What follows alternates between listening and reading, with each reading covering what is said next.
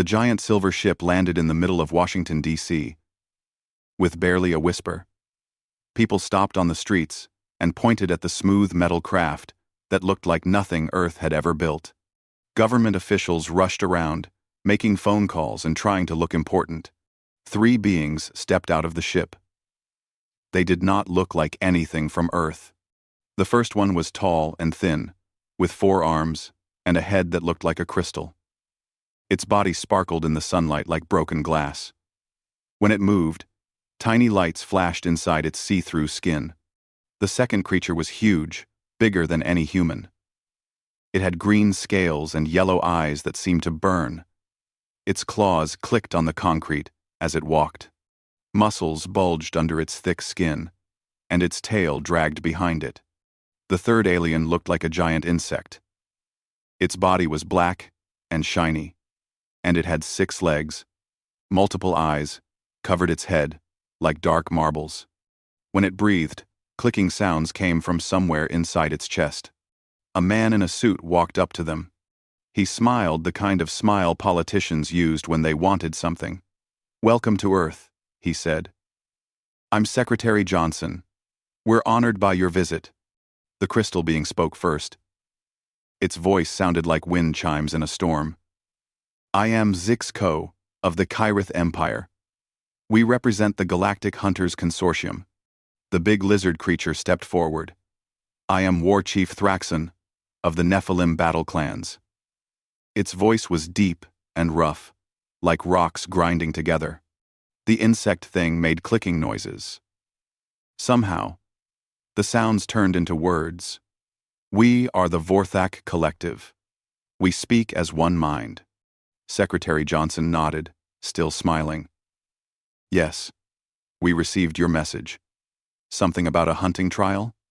"Wha?" Zix Ko's crystal head tilted. "For 50,000 years, the Grand Hunt has tested the greatest warriors in the galaxy. Only the finest predator species receive an invitation. Your kind has earned this honor through your rapid expansion and aggressive nature." War Chief Thraxon snorted. "We expect Earth's finest soldiers, your special forces, your genetically enhanced warriors, your cybernetic killers." The Vorthak clicked rapidly. "Where are your champions? We wish to evaluate their worthiness before the trial begins." Secretary Johnson's smile got bigger but looked more nervous. "Oh, our hunter will be here soon. Very soon. Any minute now." The aliens waited. They looked around at the humans gathering to watch. Government officials whispered to each other. News reporters set up cameras. Everyone seemed excited and scared at the same time. A yellow school bus pulled up to the landing zone. The door opened with a squeak, and a teenager stepped out. He looked about 17 years old, with messy black hair and tired eyes. He wore a wrinkled t-shirt that said NASA Internship Program on it, cargo shorts with too many pockets, and old sneakers that had seen better days. The kid walked over slowly, carrying a backpack and looking annoyed. He yawned and checked his phone. "Marcus Chen?" Secretary Johnson called out.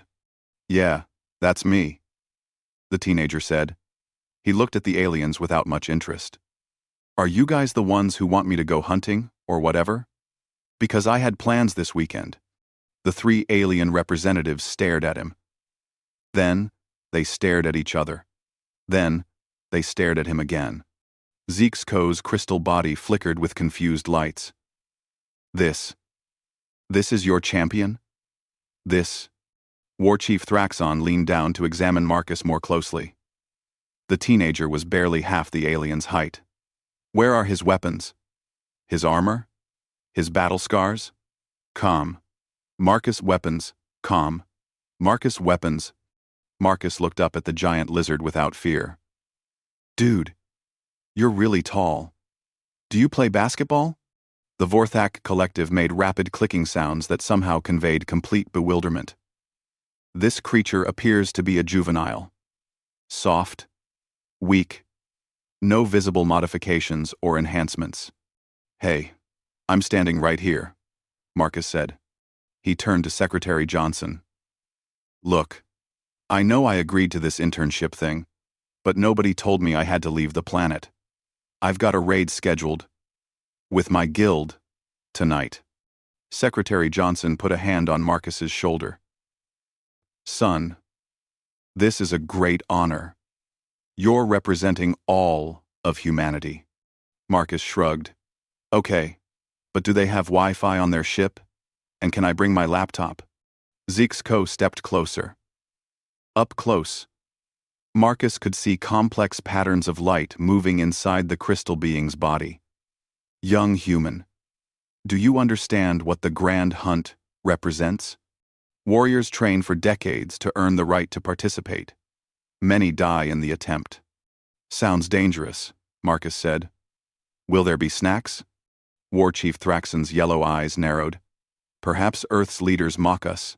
Perhaps this is an insult disguised as tribute. No insult intended, Secretary Johnson said quickly. Marcus here is special. He has unique qualifications. Like what? The Vorthak Collective demanded. Secretary Johnson looked nervous. Well, he has excellent problem-solving skills. Top marks in science and math. He's very resourceful. Marcus was checking his phone again. My guild leader is texting me. They're planning the raid without me. This better not take all weekend. Zixco's crystal form shimmered with what might have been frustration. The Grand Hunt is not a game, human child. Creatures that have killed seasoned warriors await on the trial world. Everything's a game if you think about it right, Marcus said. Besides, how hard can it be? You guys seem pretty confident about it. War Chief Thraxon made a sound that might have been laughter or growling. Confident? Young human? I have participated in 7 grand hunts. I have seen warriors with centuries of experience fall to the beasts of Zerion Prime. Zerion Prime? Marcus perked up slightly. That sounds like a video game planet name. Pretty cool. The 3 aliens exchanged looks again. Their species had different ways of showing confusion, but they all managed it well. Are we certain this is Earth's choice? The Vorthak asked Secretary Johnson. Absolutely certain, the politician replied, though he did not sound certain at all. Marcus yawned again. So when do we leave? And seriously, what's the food situation? I get cranky when I'm hungry.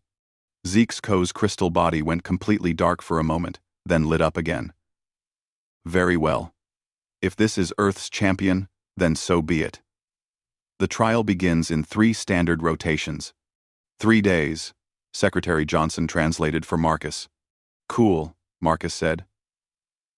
That gives me time to pack properly. I'm gonna need my good headphones. As the aliens walked back toward their ship, they spoke in low voices. Perhaps Earth's species has different ideas about warfare, Zixco suggested. Perhaps they are fools, War Chief Thraxon replied. Perhaps we will discover which is true, the Vorthak Collective added. Marcus watched them go, then turned to Secretary Johnson. They seem nice. Weird, but nice. Can I go home now? I need to download some podcasts for the trip. 3 days later, Marcus stood on the deck of the alien ship, looking out at space through a big window. Earth looked like a blue marble behind them, getting smaller every minute. He had his backpack slung over one shoulder and was eating a granola bar. This is actually pretty cool, he said to nobody in particular. The ship was huge inside, with corridors that seemed to go on forever. Everything was made of the same silver metal, and strange lights blinked on the walls. Marcus had spent the first day exploring and asking questions that made the aliens uncomfortable. How fast are we going? He had asked. Many times the speed of light, Zixco had answered. But that's impossible according to Einstein, Marcus said. Your Einstein was limited by primitive thinking. War Chief Thraxon rumbled. Huh, so you guys basically broke physics. That's neat. Now they were approaching Zerion Prime. Marcus pressed his face against the window and whistled. The planet looked angry. Red and orange storms swirled across its surface. Lightning flashed between purple clouds. Even from space, the place looked like it wanted to kill everything. "Cheerful place," Marcus said. Zeke's co appeared beside him, the crystal being moved without making any sound. Zerion Prime was designed specifically for the Grand Hunt. Every environment, every creature, every challenge has been crafted to test the limits of galactic warriors. "So it's like a theme park for murderers," Marcus said. "Got it. It is not a game, human child. Everything's a game. The rules are just different." Marcus pulled out his tablet and started taking pictures of the planet. "Mind if I record some stuff? I like to document things." War Chief Thraxon joined them at the window. His massive form blocked most of Marcus's view. Many warriors have died on that world. Their bones feed the soil. And metal, Marcus said. Very dramatic. "Do you guys practice saying stuff like that in the mirror?" The big lizard looked confused. "Practice?" "Never mind." Marcus moved to get a better view. "So what kind of creatures are down there?" The Vorthak collective scuttled up on their 6 legs. "Predators. Beyond your comprehension. The ice phase hunters of the frozen wastes. The silicon-based killers of the volcanic regions. The shadow creatures that exist between dimensions." Marcus nodded and typed notes on his tablet. "Okay. So, environmental hazards plus hostile wildlife. Standard survival game setup. What about resources? Food, water, crafting materials." "Crafting materials?" Zeke's co's crystal body flickered. "Yeah. For making tools and stuff. Building shelter. Setting traps. Basic survival mechanics." The 3 aliens looked at each other. They had never heard anyone describe the Grand Hunt in these terms. "Warriors bring their own equipment," War Chief Thraxon said slowly. "That's boring," Marcus replied. The ship began descending through Zerion Prime's atmosphere. The hull shook as they hit turbulence. Outside, lightning struck the ship's shields, creating bright flashes of light. "We approached the staging area," Zeke's co announced. They landed at a base camp that looked like it had been built for war. Metal structures jutted up from rocky ground. Other ships were parked in neat rows. Beings from different species walked around in full combat gear. Marcus saw creatures he had never imagined. Some floated instead of walking. Others had too many arms or eyes or teeth. A few looked almost human, but with blue skin or silver hair or other small differences. "Wow," Marcus said. "It's like Comic-Con, but with real aliens." They walked toward the central building. Inside, warriors from across the galaxy prepared for the hunt. They checked weapons, tested armor, and studied holographic maps of the planet. A being made entirely of energy addressed the group. Its voice came from everywhere at once. "Warriors of the Galactic Hunters Consortium, welcome to Zerion Prime. You will be assigned hunting zones based on your experience and capabilities." The energy being's attention turned to Marcus. "The human will take the Crimson Peaks region, a moderate challenge, suitable for..." Several warriors laughed. Marcus looked around at their advanced equipment and high-tech gear. He saw energy weapons that hummed with power, armor that seemed to absorb light, and devices he could not even identify. "What equipment does Earth provide its champion?" the energy being asked. Marcus held up his backpack. "Just what I brought." He pulled out his NASA survival kit. It was basic stuff meant for camping trips and emergency situations. A simple environmental suit, some sensors, a multi-tool, and his modified tablet. "That's it?" War Chief Thraxon asked. "Well, I did upgrade a few things," Marcus said. He showed them his tablet, which now had extra battery packs, duct-taped to the back, and several jury-rigged sensors attached with zip ties. "I modified the chemical sensors to work with the atmospheric readings, and I linked the GPS to the environmental suit systems." Zeke's studied the makeshift device. Primitive, but creative. Thanks, I think. A warrior that looked like a walking tank covered in spikes laughed loudly. Marcus looked up at the creature. What's your setup? The spiked warrior gestured to an impressive array of weapons and armor. Molecular disruptors, quantum phase shifters, neural feedback dampeners, and a personal force field generator.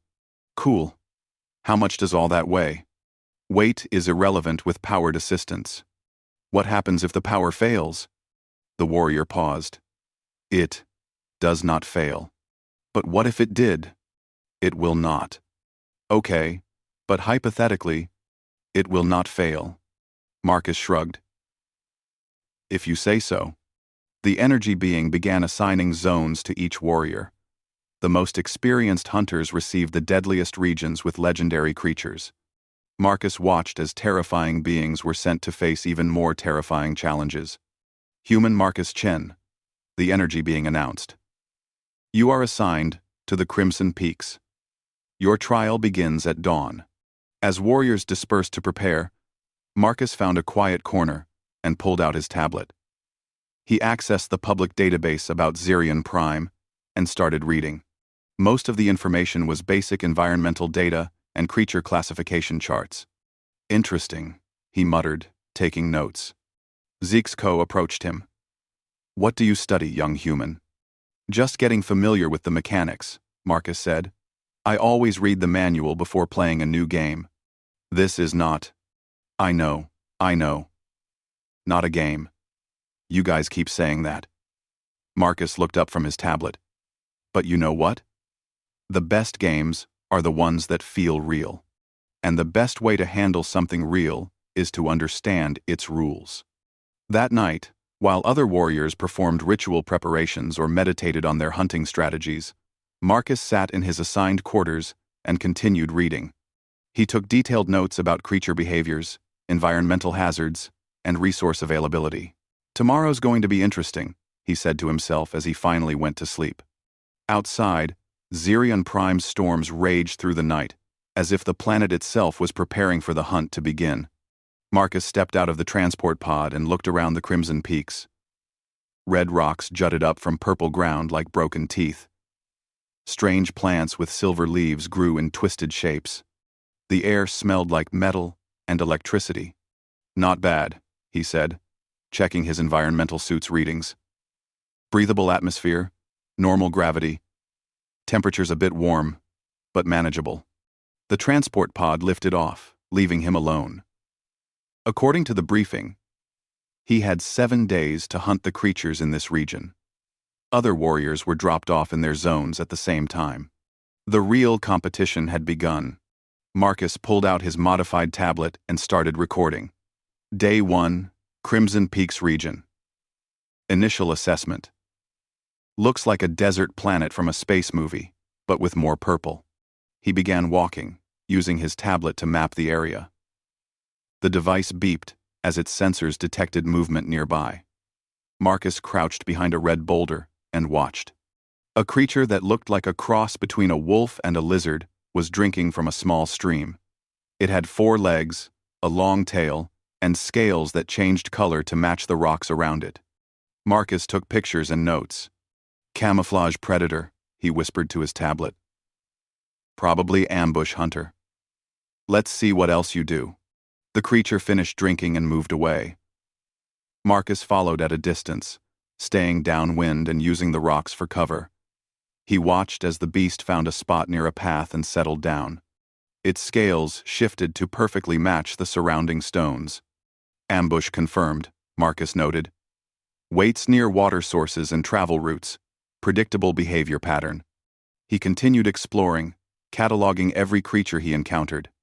There were flying things with too many wings, underground diggers that left tunnel networks everywhere, and plant-like creatures that seemed to hunt in packs. But Marcus noticed something the other warriors probably missed. The creatures had patterns. They followed rules. Like NPCs in a video game. The flying creatures only hunted during certain times. The diggers avoided areas with specific types of rock. The plant hunters worked together but always in groups of 5. "It's all behavioral programming," he said to his tablet. "Complex, but still programming." On his second day, Marcus started testing his theories. He found a spot where multiple creature territories overlapped and set up a simple observation post. Using his multi-tool, he fashioned a basic shelter from fallen rocks and silver-leafed plants. The plant material turned out to be incredibly useful. When crushed, it produced a substance that masked his scent from the predators. It created smoke that confused their visual sensors. Marcus documented everything. Day 2 discovery. Local flora has natural defensive properties against indigenous fauna. Possible evolutionary adaptation. Also, the plants taste terrible. He spent the next day experimenting with the environment itself. The red rocks contained high levels of iron and other metals. When heated properly, they could be shaped into basic tools. The purple ground was actually crystalline and could be ground into powder that created small explosive reactions when mixed with water. The whole environment is a crafting system, Marcus realized. Everything here can be used to make something else.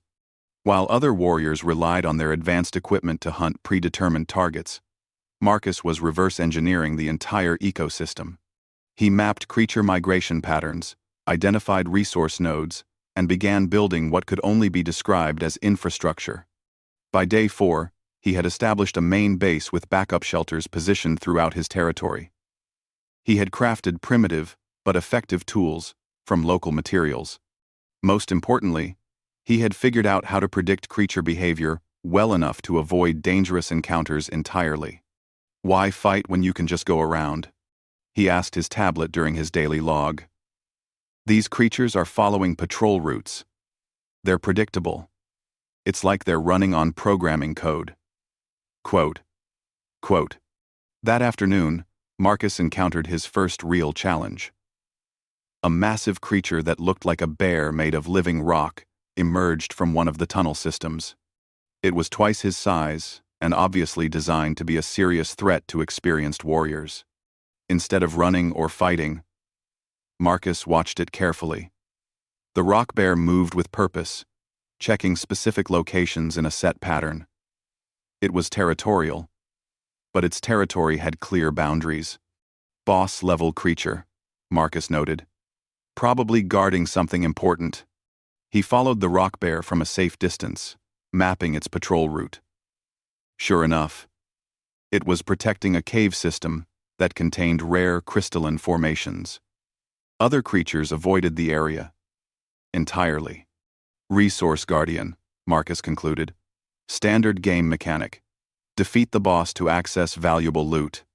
But Marcus had no intention of fighting the rock bear directly. Instead, he spent 2 days studying its behavior and finding weaknesses. The creature had poor eyesight but excellent hearing. It was slow but incredibly strong. Most importantly, it only became aggressive when something entered its cave. On day 6, Marcus implemented his solution. He used the explosive ground powder to create a controlled rock slide on the opposite side of the cave system. The noise drew the rock bear away from its post to investigate. While the Guardian was distracted, Marcus quickly entered the cave and collected several of the valuable crystals. He was out before the rock bear returned, leaving no trace of his presence. Stealth approach successful, he reported to his tablet. Target resources acquired without direct confrontation. Rock bear remains unaware of intrusion. By the end of his 7-day trial, Marcus had mapped his entire region, cataloged over 30 different species, discovered multiple resource exploitation methods, and established a sustainable base of operations. He had also collected specimens and materials that other warriors would have risked their lives to obtain. When the extraction ship arrived, the pilot was surprised to find Marcus sitting calmly at his landing coordinates, reading a book on his tablet. "Ready to go?" the pilot asked. "Yep," Marcus said, shouldering his backpack. "Oh, and you might want to warn the next group about the tunnel systems. Some of those underground creatures are territorial, but they're fine if you don't disturb their nests. As they flew back to the staging area, the pilot reviewed the sensor data from Marcus's zone. What he saw made no sense. The readings showed evidence of controlled explosions, constructed shelters, and systematic resource extraction.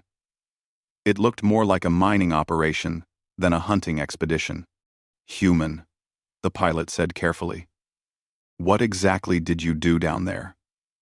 Marcus looked up from his tablet. Hunted, I guess. Though it was more like ecosystem management, really. These creatures are pretty interesting once you figure out their behavioral patterns. Behavioral patterns? Yeah. They all follow specific rules, like NPCs. Once you understand the programming, the whole system becomes pretty straightforward to navigate. The pilot made a note to report this conversation to the tournament organizers. He had a feeling they were going to want to hear about it. The staging area buzzed with activity as warriors returned from their hunting zones. Some came back, wounded and exhausted. Others had trophies and tales of glorious battles. A few did not come back at all. Marcus walked off his transport shuttle, looking exactly the same as when he left, except his backpack seemed heavier. He found a quiet spot and started organizing his notes while he waited for the debriefing. War Chief Thraxon stomped over, his armor scratched and dented. Fresh scars marked his scaled hide. Human! You survived the Crimson Peaks. Impressive for a beginner. It was pretty fun, Marcus said, not looking up from his tablet. How did your hunt go? I battled the shadow serpent of the void marshes for 3 days. Thraxon growled proudly. Many warriors have fallen to that creature. I earned this victory through strength and honor. Cool. Did you get anything useful from it? Thraxon looked confused. Useful? Yeah, like materials or information or whatever. What do you do with it after you kill it? It dies. The kill brings honor to my clan. Huh. So you don't harvest anything? No crafting materials or trophies or experience points? Experience points? Marcus finally looked up from his tablet. Never mind. Different approaches, I guess. Zeke's Co materialized nearby, its crystal form flickering with exhaustion. The quantum stalkers proved more challenging than anticipated. They exist in multiple dimensions simultaneously, making conventional tracking methods useless. Did you catch any? Marcus asked. I eliminated 3 after 4 days of pursuit. What about the rest? The rest? Yeah. How many were there total? And what were they doing in your area? Were they territorial or migratory? Zeke's Co's crystal body went dark for a moment. I did not consider such questions. The objective was to hunt, not to study. Marcus nodded and went back to his tablet. Different priorities. The Vorthok collective approached on their 6 legs, moving in perfect synchronization. Their black carapace was cracked in several places, and green fluid leaked from damaged joints. The hive mind survived the crystal caves, they announced. The resonance beasts nearly shattered our collective consciousness. But we endured. How many beasts? Marcus asked. 7 primary entities, with approximately 43 secondary manifestations. Marcus perked up with interest. Secondary manifestations? Like spawn creatures? Were they linked to the primary entities? Or independent? They spawned from the primaries when threatened. The connection seemed hierarchical. That's actually really cool. Did you test whether eliminating the primaries affected the secondaries? The Vorthak clicked rapidly among themselves. We did not. We focused on survival, not experimentation. Marcus made some notes. Hive mind mechanics with boss-minion relationships. Classic design pattern. Other warriors began gathering around, drawn by the strange conversation. They had never heard anyone discuss their hunting experiences in these terms. Human, called out the spiked warrior, who had mocked Marcus earlier. His impressive armor was now heavily damaged, and he moved with obvious pain. Marcus reached into his backpack and pulled out several items. A collection of different colored scales, some crystalline formations, samples of plant material, and detailed sketches of creature anatomy. Samples, mostly, and documentation. He showed them his tablet, which now contained hundreds of photos, videos, and detailed notes. I mapped the entire ecosystem and documented behavioral patterns for 37 different species. You documented them? The spiked warrior asked. Yeah, I mean, that's the interesting part, right? Understanding how everything works together? War Chief Thraxon leaned in to examine Marcus's collection. These scales. They come from rock stalkers. Dangerous creatures. How many did you kill? Kill? None. I traded with them. The gathered warriors fell silent. Traded? Zeexko's crystal form pulsed with confusion. Marcus pulled up a video on his tablet. It showed him sitting peacefully near a group of lizard-like creatures, offering them some of the silver-leafed plants while they allowed him to collect their shed scales. Rock stalkers shed scales naturally every few days, Marcus explained. They also really like the taste of silver-leaf plants, which are toxic to most other creatures in the region. Simple trade relationship. But they are predators, the Vorthak Collective protested. Sure. But they're also territorial herbivores outside of hunting season. They only attack when they're hungry or threatened. Most of the time, they're actually pretty chill. The spiked warrior's jaw dropped open. You befriended the local fauna? Some of it. The rock stalkers were easy once I figured out what they wanted. The tunnel runners took more work, but they respond well to consistent food sources. And the crystal bears are basically just big, protective parents most of the year. Marcus showed them more videos. In one, he was walking casually past creatures that should have torn him apart. In another, he was using a pack of small predators to help him locate resource deposits. This is impossible, War Chief Thraxon rumbled. These creatures are designed to test warriors in mortal combat. Well, yeah, if you approach them as enemies, Marcus said. But most conflicts can be avoided if you understand the underlying motivations. These creatures aren't evil, they're just following their programming. Programming? Behavioral patterns, instincts, whatever you want to call it. Marcus pulled up a complex chart on his tablet. Look, every species has specific triggers for aggression, territory boundaries, feeding schedules, and social hierarchies. Once you map those patterns, you can predict their behavior and avoid conflicts. He showed them detailed behavioral analyses for dozens of creatures. Migration patterns, territorial boundaries, feeding habits, and social structures were all documented with scientific precision.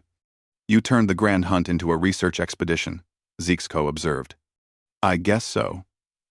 Though, it was more like reverse engineering a game engine. Everything down there follows rules. Complex rules, but still rules.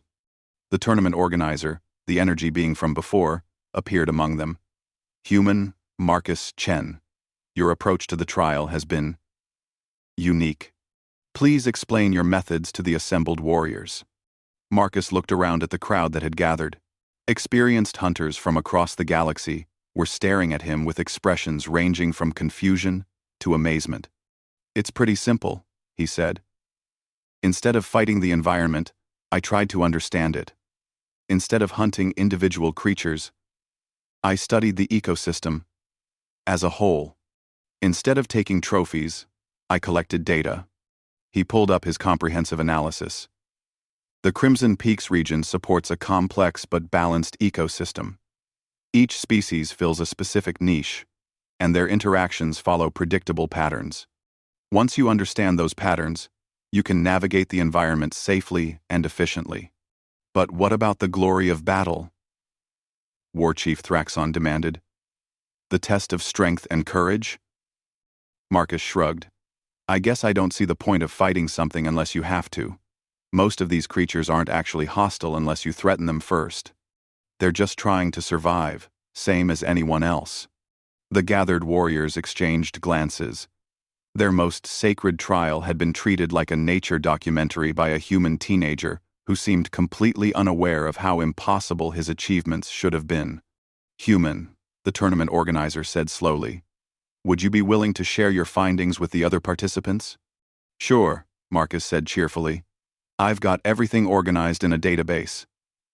It's pretty cool stuff once you get into it. As Marcus began explaining his research to the most elite hunters in the galaxy, none of them realized they were witnessing the beginning of a revolution in how they understood their own traditions. The Great Hall of the Galactic Hunters Consortium had never seen anything like this before. Hundreds of the galaxy's most elite warriors sat in complete silence, watching a human teenager give a presentation using a jury-rigged tablet and a borrowed holographic projector. "So in conclusion," Marcus said, clicking to his final slide, "the Xerion Prime ecosystem operates on 7 primary interaction matrices, with approximately 42 documented species relationships and 12 environmental resource cycles." The slide showed a complex diagram that looked more like a computer program than anything related to hunting. Lines connected different creatures, showing their relationships, dependencies, and behavioral patterns. The whole system is actually pretty elegant once you understand the underlying design principles. Marcus continued. Each creature fills a specific ecological role, and their interactions maintain environmental stability. It's like a really well-designed game engine. War Chief Thraxon raised one massive clawed hand. "Human. In my 3 centuries of hunting, I have never considered creatures in terms of ecological roles." Quote, "That's probably why hunting them is so hard," Marcus replied. "If you understand their role in the ecosystem, you can predict their behavior. And if you can predict their behavior, you can work with them instead of against them." Zixco's crystal form flickered with rapid patterns. "You speak of working with the prey. This concept is foreign to our traditions." "Well, they're not really prey, are they? I mean, most of these creatures aren't trying to hunt you specifically. They're just trying to live their lives. You only become prey if you make yourself into prey." The Vorthak collective made rapid clicking sounds. "Elaborate on this concept, human child." Marcus pulled up a video on his tablet. It showed the massive rock bear that had terrified other warriors. In the video, Marcus was sitting peacefully nearby while the creature ignored him completely. This is a crystal bear, which everyone classifies as an apex predator. But look at its behavior. The video showed the bear methodically collecting specific types of rocks and arranging them in patterns. It's not hunting. It's nesting. It only becomes aggressive when something threatens its nest or its young.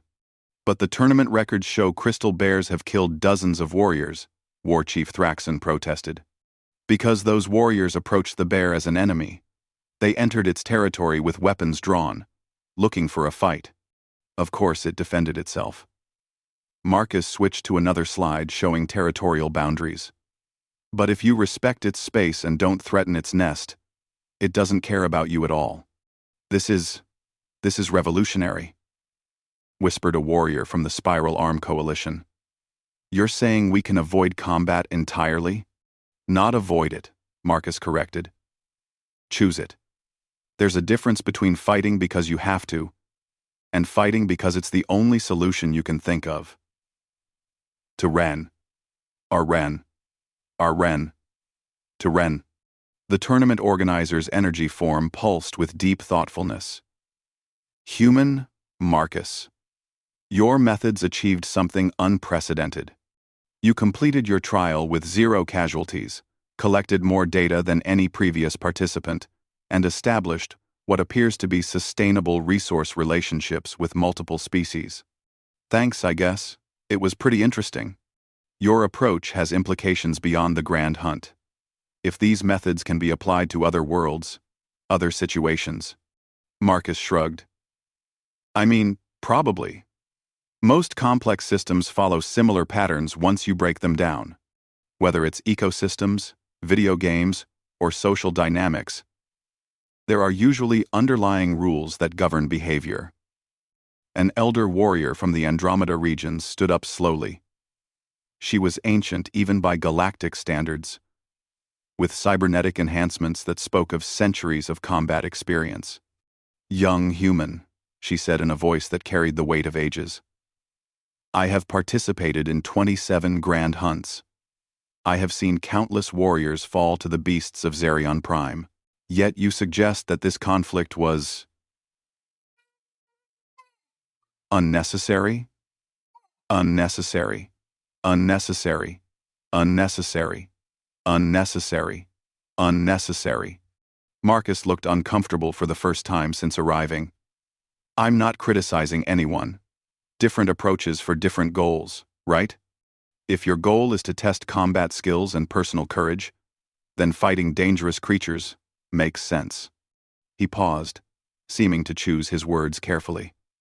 "But if your goal is to understand and survive in hostile environments, then maybe there are more efficient methods." "Efficient," the elder repeated. "You speak like an engineer, not a warrior." "I'm not really either," Marcus said. "I'm just a kid who likes figuring out how things work." The hall fell silent again. The implications of Marcus's approach were becoming clear to everyone present. The Grand Hunt had been their most sacred tradition for 50,000 years. It was how they tested themselves, proved their worth, and maintained their status as the galaxy's elite predators. But this human teenager had just demonstrated that their most challenging trial could be approached as a problem-solving exercise rather than a test of combat prowess. "What happens now?" asked Zixco. The tournament organizer's energy form expanded and contracted as it processed the situation. "The consortium must deliberate. This is unprecedented." "While you're deliberating," Marcus said, "can I ask a question? What's the actual purpose of the Grand Hunt? Like, what are you trying to accomplish?" "It tests our worthiness as hunters," War Chief Thraxon replied. "It proves our courage and skill," added the Vorthak Collective. "It maintains our traditions and honors our ancestors," said the elder warrior. Marcus nodded slowly. "Those are all good goals. But what if there were other ways to achieve them? Ways that didn't require anyone to die?" "Death is part of the trial," War Chief Thraxon insisted. "Risk gives meaning to the test." "Does it, though? I mean, I was definitely at risk down there. One mistake with creature behavior or environmental hazards could have killed me just as easily as any combat. But I approached it as a puzzle to solve instead of a battle to win." "And what did you gain from this puzzle?" the elder warrior asked. Marcus thought for a moment. "Understanding, I guess. And problem-solving experience. And proof that I can adapt to completely alien environments using just basic tools and logical thinking. But no glory. No honor in battle. No, but also no trauma. No unnecessary suffering. And I learned things that might help other people in similar situations." The tournament organizer pulsed brighter. "The consortium offers a proposal, Human Marcus. Would you be willing to help us redesign the Grand Hunt? To create new trials that test worthiness through understanding rather than combat?" Marcus perked up with interest. "That could be fun. Like designing challenge levels for a game, but with real-world applications. And would Earth be willing to share these methods with other species?" "I don't speak for Earth," Marcus said. "But I can share my research. Most of it's just basic scientific methodology and systems analysis. Nothing really secret about it." War Chief Thraxon stood up, his massive form towering over the assembly. "I have one question, human child. After everything you've seen and learned, do you consider yourself a hunter?" Marcus thought about it seriously. "I guess it depends on how you define hunting. If hunting means tracking, understanding, and successfully interacting with other species, then yeah, I'm probably a hunter." He grinned. "Just not the kind you guys are used to." As the assembly broke up into excited discussions about the future of their traditions, Marcus packed up his tablet and prepared to return to Earth. He had a gaming session to catch up on. And his guild was probably wondering where he'd been. "Hey," he called out to the tournament organizer. "When you redesign the trials, make sure to include good documentation. Future participants will want to understand the rules before they start." Right now, we're complété. Many indiskitted. We're compléted actuals. The energy being pulsed with what might have been amusement. "We will consider this advice, human Marcus." "Cool. And maybe set up a feedback system so people can report bugs in the ecosystem programming." "Bugs? Never mind," human joke. As Marcus walked toward the transport that would take him home, he was followed by dozens of the galaxy's most elite warriors, all eager to learn more about his revolutionary approach to their ancient traditions. He was already thinking about his next project. Maybe he could help them redesign their entire approach to interspecies relations. After all, most conflicts were just communication problems when you really thought about it. Behind him, the Galactic Hunters Consortium began the process of reconsidering 50,000 years of tradition. All because a grumpy teenager had treated their most sacred trial like an interesting homework assignment.